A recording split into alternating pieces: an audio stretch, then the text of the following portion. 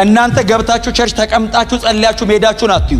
ስንት ህዝብ እያለቀ ነው ደጅ። ያንን ትውልድ የሚናጠቀው ይሄ ጉባኤ ነው። በፍጹም እግዚአብሔር ብርሃን የሰጠው ለኛ ነው። ስለማላቅ ተብሎ አይዳንም።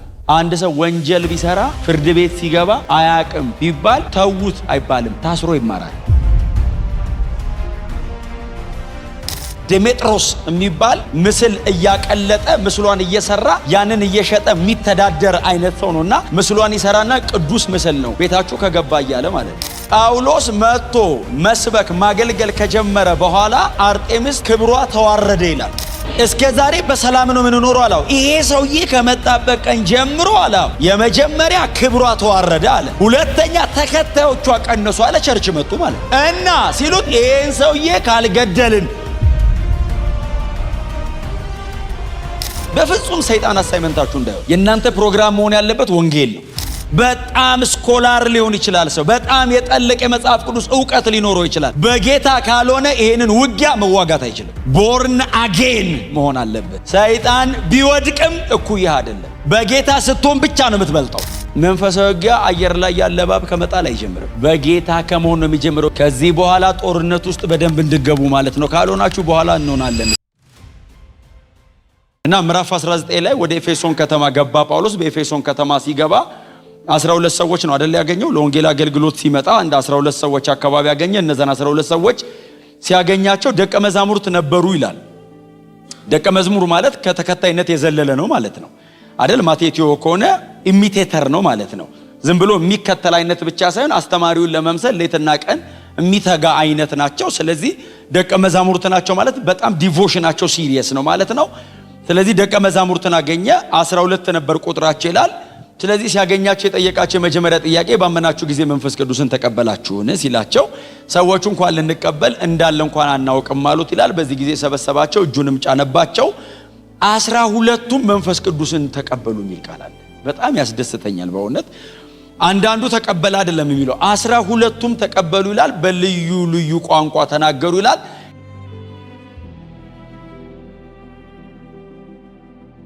ከነሱ መካከል ደግሞ አንዳንዶቹ ደግሞ ትንቢትንም ተናገሩ ይላል። መንፈስ ቅዱስን ለመቀበላቸው ምልክት ተደረገ ማለት ነው በላያቸው ላይ። ይሄ የጳውሎስ በኤፌሶን ከተማ የነበረ የመጀመሪያ አገልግሎቱ ነው። ስለዚህ እነዚህ ሰዎች የዮሐንስን ጥምቀት ብቻ ነው የምናውቀው እንጂ በመንፈስ ቅዱስ አልተጠመቅንም ማለት ምን ማለት ነው? ጳውሎስ እነሱን ከማግኘቱ ከ26 ዓመት በፊት ነበር ማለት ነው ዮሐንስን ያገኙት። ስለዚህ ከዛሬ 26 ዓመት በፊት የዮሐንስ ተከታዮች ነበሩ። መሃል ላይ በመጣው በኢየሱስ ክርስቶስ አምነው የመንፈስ ቅዱስ ጥምቀት ግን አላገኙም ነበር። ስለዚህ ጳውሎስ እጁን ጫነ፣ መንፈስ ቅዱስን ተቀበሉ። እንዳልኳችሁ በልዩ ልዩ ቋንቋ ተናገሩ፣ በልሳን ተናገሩ ማለት ነው። ከዛ አንዳንዶቹ ደግሞ ትንቢትን ተናገሩ። ከዛ ቀጥሎ ጳውሎስ በኤፌሶን ከተማ ያደረገው በጣም እላስጨራሽ የሚባለው የጳውሎስ አገልግሎት ለ2 ዓመት ከ3 ሳምንት ያክል በጢራኖስ የትምህርት አዳራሽ ሰብስቦ ማስተማር ነው አይደል? በየዕለቱ ይህንን ያደርግ ነበር ነው የሚለው። እኛ አሁን ሰኞ፣ ሮብና እሁድ ነው የምንገናኘው። ጳውሎስ በየዕለቱ እየሰበሰባቸው ያስተምር ነበር ነው የሚለው።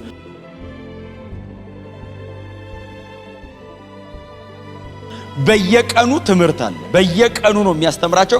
ቀን ስራ ይሰራ ስለነበረ የስራ ብሬክ አለው። ከቀኑ 5 ሰዓት እስከ 10 ሰዓት አካባቢ ብሬክ አለው። ያችን ብሬክ ነው ተጠቅሞ በጢራኖስ የትምህርት አዳራሽ ላይ እየሰበሰበ ያስተምር የነበረው። አያሌ የግሪክ ዕውቅ ሴቶችና ሌሎች ታላላቅ ሰዎች አምነው እስኪጨምሩ ድረስ ያለ መድከም ያለ መታከት ጳውሎስ የእግዚአብሔርን ቃል አስተማረ ይላል። ከትምህርቱ ባሻገር ደግሞ ምዕራፍ 19 ቁጥር 11 ላይ ይመስለኛል ሲናገር እግዚአብሔር በጳውሎስ እጅ እጅግ የሚያስደንቅን ተአምራት ያደርግ ነበር የሚል ቃል አለ አይደል? እጅግ የሚያስደንቅ ተአምር ማለት የጳውሎስን ሰውነት የነካ ጨርቅ ወስደው ሌላ ሰው ላይ ሲጥሉ የታመመው ሰው ይፈወስ ነበር። ደግሞ በክፉ መንፈስ የታሰሩ ሰዎችም ይፈቱ ነበር ይላል። ጨርቁ ከጳውሎስ ጋር ምንም ግንኙነት የለውም አይደል? ክፍሉ እንደሚነገረን ምንም ግንኙነት የለውም። እንደውም ስታጠኑ እየቆረጡና እየቀደዱ ብቻ አልነበረም የሚወስዱት።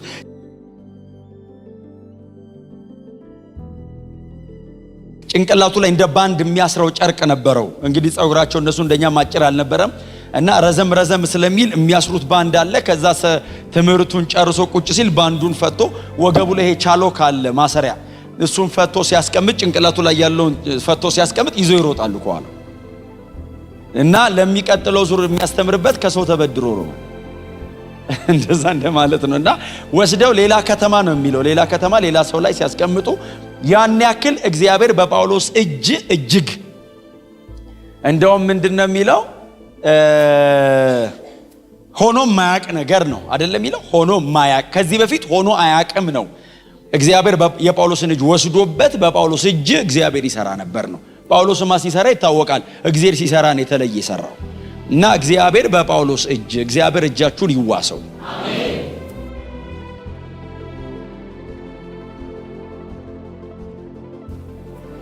በእውነት እግዚአብሔር ሲዋሳችሁ ሱፐርናቹራል ነገር ይሰራበታል።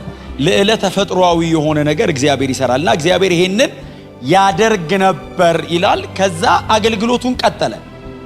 አገልግሎቱን ሲቀጥል ግን በዛ መንገድ ብቻ አልቀጠለም። ተቃዋሚዎች ደግሞ ተነሱበት ይላል። እዚህ ኤፌሶን ከተማ ላይ ቤተክርስቲያን ከተተከለች በኋላ በደንብ ከጸናች በኋላ አንድ በስም የተጠቀሰ ዋነኛ ተቃዋሚ ነበር። ዴሜጥሮስ የሚባል የአርጤምስ ቤተ ጣዖት አንጥረኛ ነውና ምስሏን የአርጤምስን ምስል እያቀለጠ ምስሏን እየሰራ ያንን እየሸጠ የሚተዳደር አይነት ሰው ነውና ምስሏን ይሰራና ቅዱስ ምስል ነው ቤታችሁ ከገባ እያለ ማለት ነው።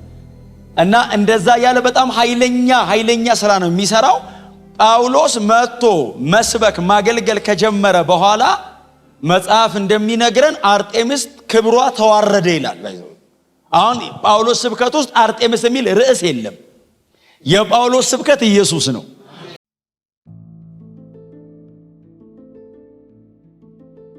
ዝም ብሎ ስለ ኢየሱስ ሲሰብክ አርጤምስ እዛ ጋር ክብሯ ተዋረደ ያሉት እነሱ ናቸው እንጂ እኔ አርጤምስን ክብር አዋረድኩ አላለም ጳውሎስ።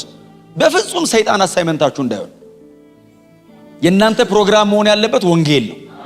ወንጌሉ ራሱ ስራውን ይሰራል። ክብር ለኢየሱስ ይሁን። እና ዴሜጥሮስ መጣና ይሄ ሰውዬ እዚህ ከተማ ከገባበት ቀን ጀምሮ አለ እግዚአብሔር የልዩነት ምክንያት ያርጋችሁ። እስከ ዛሬ በሰላም ነው የምንኖረው አለው። ይሄ ሰውዬ ከመጣበት ቀን ጀምሮ አለ የመጀመሪያ ክብሯ ተዋረደ አለ። ሁለተኛ ተከታዮቿ ቀነሱ አለ። ቸርች መጡ ማለት ነው። ሶስተኛ ደግሞ የኛ የሥራ በር ተዘጋ አለ። እና ሲሉት ይሄን ሰውዬ ካልገደልን ወይም ከከተማችን ካላስወጣን በዚሁ ከቀጠለ በቃ ዋጋ የለንም አለና ከተማውን አስተባበረ ይላል። ድፍን ከተማ አስተባበረ። ተነስቶ መጡ ይላል።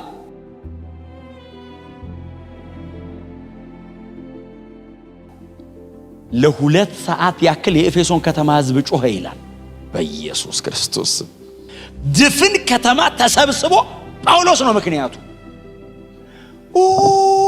ብለው ጮሁ ይላል። የከተማው ከንቲባ መጣ ይላል።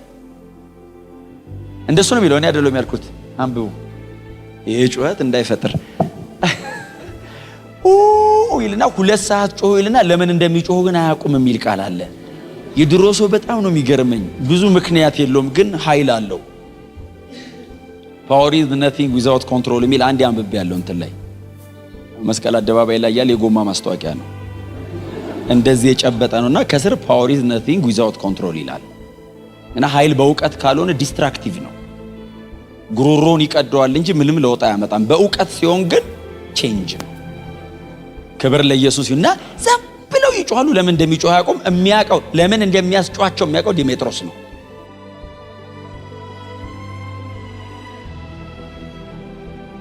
ሌላው ሰው ጩህ ተብሎ ነው የሚጮህ። እየጮሁ ነው ንጩህ ተባብለው ነው የጮሁት። ከዛ የከተማው ከንቲባ ምን ሆናችሁ ነው አላቸው። ያለ ካልቸራችን ያለ ባህላችን ያለ ህጋችን ይሄ ጳውሎስ የሚሉ ሰውዬ መጥቶ አርጤምስን እያዋረደ ደግሞ ህጋችን የማይፈቅደውን ባህላችን የማይፈቅደውን ደግሞ አዲስ ትምህርት እያስተማረ ነው ብሎ ጮህ። መጽሐፍ እንደዚህ ይላል። በዚያን ጊዜ 35,000 ብር በላይ ወደ 50,000 ብር የሚጠጋ የጥንቆላ መጽሐፍ ተሰብስቦ መጥቶ ተቃጠለ ይላል። የጥንቆላ መጽሐፍ እኮ እንደዚህ ወዝ ያለው መጽሐፍ የለም። እንዳለ ትንሽ ወረቀት ነው። ምን የሆነ በጭቅጫቂ ነገር ነው። 50,000 ብር ማለት ከዚህ ቤት ይበልጣል ማለት ነው። እንትን ክምሩ የጳውሎስ አገልግሎት አቃጠሉ ይላል። በሙሉ ጠንቋይ ተሰብስቦ ቸርች መጣ፣ ጌታን ተቀበለ።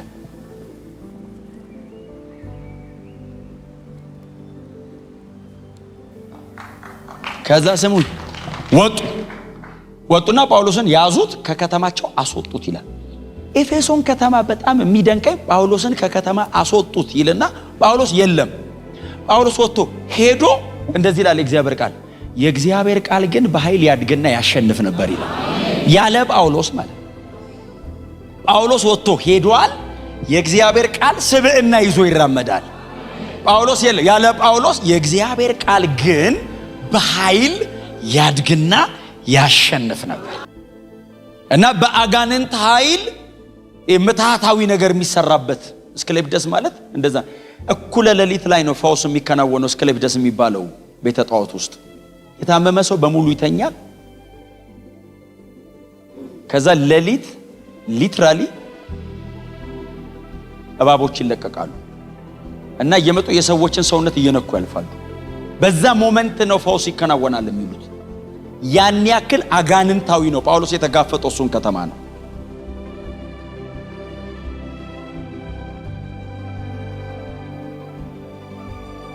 እኛ በሰላም ቸርች ስለተቀመጠን እንጂ መንፈሳዊ ዓለሙ እኮ ጦርነት ነው።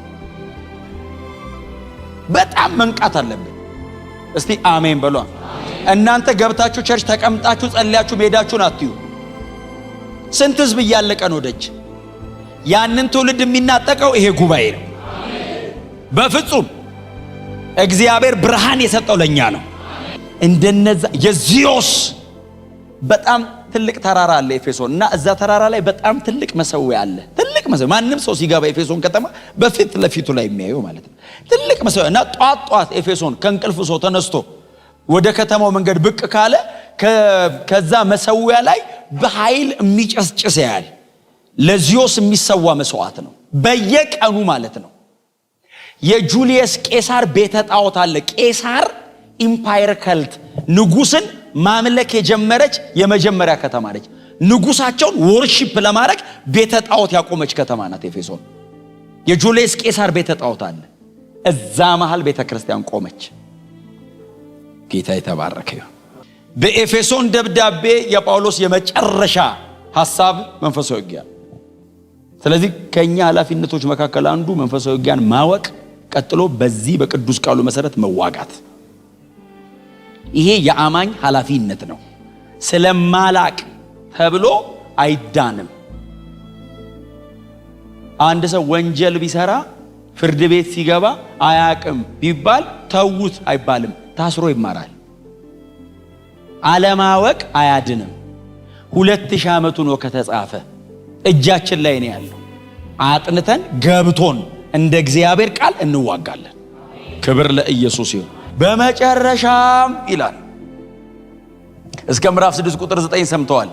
ባይዘው ብዙ ተደጋግሞ አይነበብም፣ አንዴ ነው የሚነበበው። ደብዳቤው ዘዋሪ ስለነበር ሌላ ከተማ ሊነበብ ይሄዳል። አንዴ ነው የሚነበበው። የተነበበ ቀን ገብቷቸዋል፣ ሄዷል። ተከታታይ ትምህርት የለውም። አሁን በጣም ብዙ ስለሰማን መሰለኝ ካልተደጋገመ አይሆንም። ድሮ አንዴ ነው ደብዳቤ ነው አንዴ ነው የሚነበበው። ከዛ ሌላ ከተማ ደግሞ ሊነበብ ይሄዳል እና የተነበበ ቀን ገብቷቸዋል፣ ኖረውታል። እና እነሱ አንድ ቀን ተነቦላቸው የኖሩትና ስናጠና የከረምነው እኩል ነው። ባይዘው ሰማይ የምንጠየቀው። በመጨረሻም በጌታና በኃይሉ ችሎት የበረታችሁ ሁኑ። በጌታና ብርቱ በሆነው ኃይሉ የጠነከራችሁ ሁኑ። አዲስ መደበኛ ትርጉም እንደሱ ነው የሚለው፣ በጌታና ብርቱ በሆነው ኃይሉ ጠንክሩ። ጳውሎስ መንፈሳዊ ውጊያን መናገር የሚጀምረው ከመንፈሳዊ ስፍራ ነው። በጌታ ናችሁ ሆይ ይላል ጳውሎስ የኤፌሶን ቸርችን። በጌታ ናችሁ ሆይ ጳውሎስ ከሱ ነው የሚጀምረው። መንፈሳዊ ውጊያ ከክርስቶስ የመስቀል ሥራ ነው የሚነሳው። መንፈሳዊ ውጊያ አየር ላይ ያለ እባብ ከመጣል አይጀምርም። በጌታ ከመሆን ነው የሚጀምረው። በትህትና ጠገባችሁ እርሱ በጌታ ነው ሆይ በሉት። ከዚህ በኋላ ጦርነት ውስጥ በደንብ እንድገቡ ማለት ነው። ካልሆናችሁ በኋላ እንሆናለን። ስለዚህ ጳውሎስ መንፈሳዊ ውጊያን ሲጀምር በጌታ ናችሁ ሆይ ሲል አዎነን ይሉታል። አዎ የክርስቶስ የቤዛነት ሥራ አለ፣ ማዳኑ አለ። በዛ ሁሉ ውስጥ አልፎ በጌታ ናቸው። ነን ጳውሎስ ሲሉት እንግዲያው እቀጥላለሁ በጌታ ከሆናችሁ። በጣም የተማረ ስለሆነ ሰው አይዋጋም። በጣም ባለጠጋ ስለሆነ፣ በጣም ደሃ ስለሆነ፣ ምንም ስለማቅ አይደለም። መንፈሳዊ ውጊያ በጌታ መሆን ይጠይቃል። በጣም ስኮላር ሊሆን ይችላል ሰው፣ በጣም የጠለቀ የመጽሐፍ ቅዱስ ዕውቀት ሊኖረው ይችላል። በጌታ ካልሆነ ይሄንን ውጊያ መዋጋት አይችልም። ቦርን አጌን መሆን አለብህ። ሰይጣን ቢወድቅም እኩያህ አይደለም። በጌታ ስትሆን ብቻ ነው የምትበልጠው። ሰው በጌታ ካልሆነ የዩናይትድ ኔሽንስ ሴክሬታሪ ጀነራል ለምን አይሆንም? ሌሊቱን ሙሉ ሲያሯሩጦ ሊያድር ይችላል። ጉዳዩ አይደለም መሬት ላይ ያለው ስልጣን፣ ጉዳዩ አይደለም መሬት ላይ ያለው ሀብት። ሰይጣን አሳይመንቱ በክርስቶስ መሆን ነው።